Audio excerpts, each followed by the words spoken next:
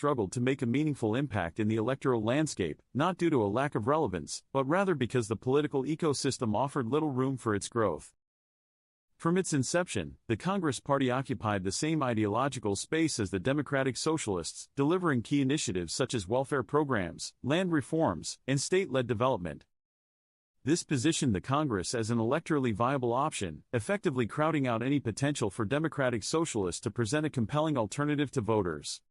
Over time, the term socialism became associated in the public consciousness with bureaucratic control, inefficiency, and the burdensome license Raj, rather than with concepts of worker empowerment or genuine economic democracy. The complex and deeply fragmented social structure of India, influenced more by caste, religion, and regional identities than by class, further undermined the class-based mobilization that democratic socialism heavily relied upon.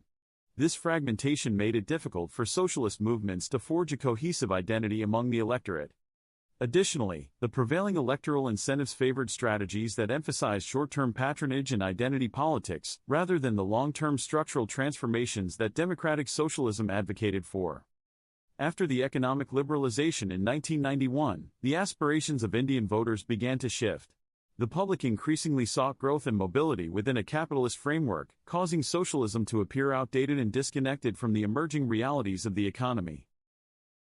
Without a solid organizational structure, charismatic leadership, or a clear ideological niche, democratic socialism persisted merely as an idea, yet failed to establish itself as a robust electoral force.